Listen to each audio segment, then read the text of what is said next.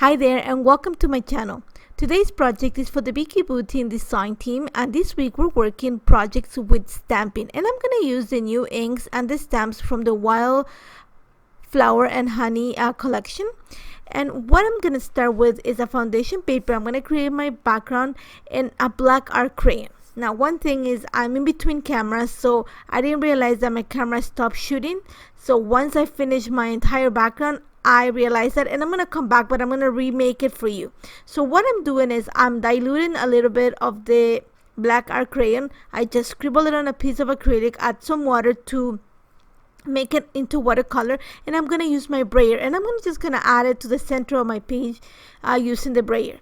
Now here's when I didn't realize that the camera stopped. So I'm going to work now in a 6x8 format. This is the new paper pad from Vicki's. So the same thing, I am gonna scribble the crayon in a piece of acrylic, add some water just to dilute it, and then I'm gonna apply it with a brayer. And the thing about applying it with a brayer is gonna give you some kind of a square shape. You can control that. It's also going to give you kind of straight lines.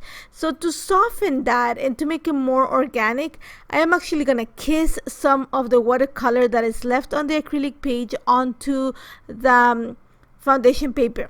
So all I'm doing is just adding a little bit more water to what I have, and then I'm going to twist the acrylic page and kind of kiss it on the page, and that's just going to soften those straight lines that the brayer left behind.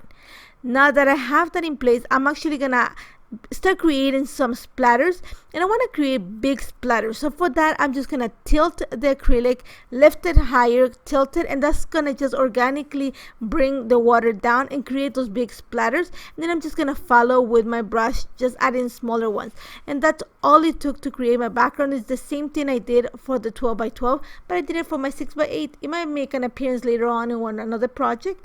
But for now, until my background dries, I'm going to start working on the decorations for this layout.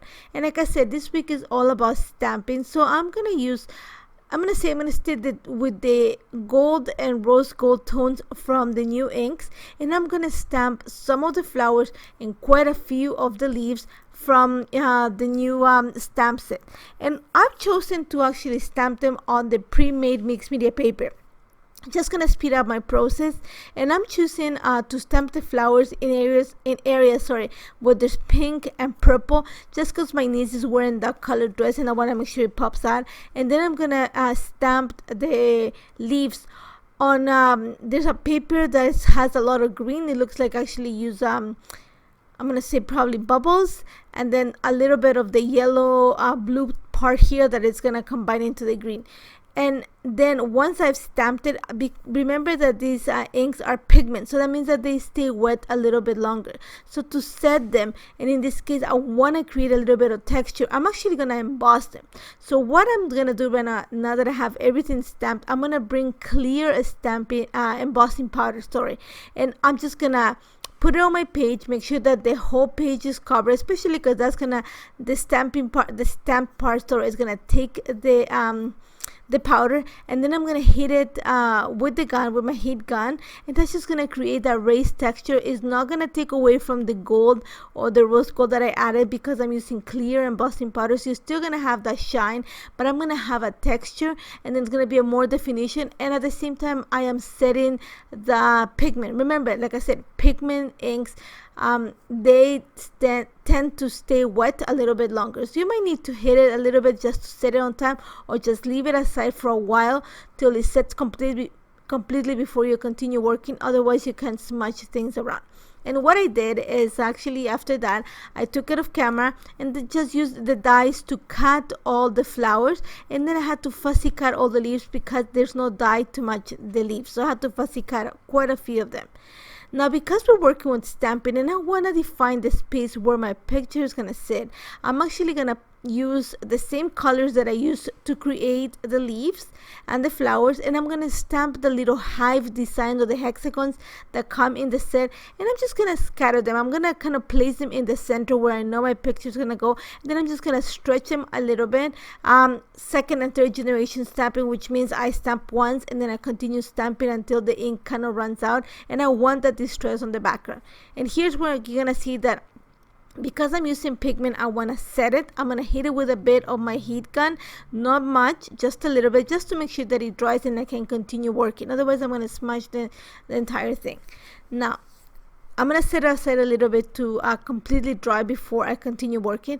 Till then, I'm going to work on the layers for the picture. And this is a picture of my 2 kids and my niece and nephew at my mom's birthday party a couple weeks ago. So all I'm going to do is I'm going to bring this is a 6x8 paper from the pad, and it has the kind of tones of fuchsia and red, and these are the tones that match the dress that my niece is wearing. So I'm gonna actually back the picture with that. I'm gonna add some foam adhesive behind it, and then I'm pretty much gonna glue it to the center of the page. After that, I'm gonna start playing with the leaves and the flowers. I'm gonna bring some flowers from the ephemera pack. The only thing is they're really big and they tend to be a little bit more on the corally side. So I'm gonna play with the ones that are more into the pink side, and then I'm gonna bring some of the flowers that I stamped. So you're gonna see that right now all I'm gonna do is I'm gonna start playing with the formation. I know I'm gonna create 2 clusters. One that's gonna be kind of an inverted L at the bottom corner of the picture, and then another cluster of flower and lots of leaves at the top left corner of the layout. So now that I have in place, you don't see it, but I'm going to take a picture of that because I know what the formation is going to look like. And once I set everything in place, I realized that first of all, the big flowers need to be smaller, otherwise it's going to take over the page. I'm going to add one of those big flowers maybe at the top. One thing. Second thing is that all those flowers that I stamped on the pre-made mixed media paper, they have tones of pinks and purples, but because I am bringing that corally kind of orangey tone into the layout, I'm gonna have to add that onto the flowers.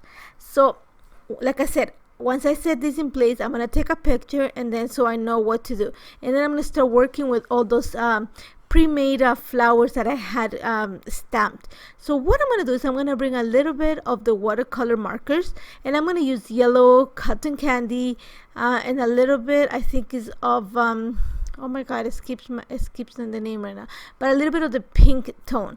And what I'm going to do is I'm just, first of all, I'm going to use the orangey tone to add the center of the flowers. I want to make sure that there's defined the center of the flower, and then I'm just going to add splatters of the orangey kind of corally tone around the flowers. That's going to kind of match the same tones that I have on the big ephemera pieces, and I'm going to set it aside to dry just because I want to make sure that, you know, nothing's wet by the time I start adding everything onto my layer.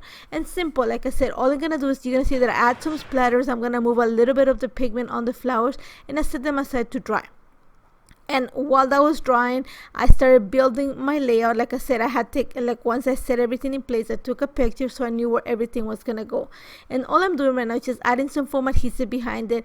I chose to add this title. This comes from the cardstock stickers. It says Sweet Moments, and actually it was a sweet moment of all of them sitting at the couch together. After that, I'm not gonna over embellish this layout because the flowers are doing and there's quite a bit of flowers and leaves, and they pretty much serve as the embellishment. I'm just gonna add a few word stickers. So they come from the chipboard, they come from the sticker booklet. I'm gonna add a few hearts, and that's about it. Then I'm gonna add my lines of journal to the left of the page, right underneath the title, and that's pretty much it. This took no time to put together, like in itself. What took the longest was to fussy cut the leaves, just because I was very detailed with that, and I stamped quite a few of them. But I love how this turned out. I hope you check the stamps and the inks. The inks are amazing, and they're great to do a whole bunch of projects. As always, if you have any questions on how this was created, don't hesitate to contact me.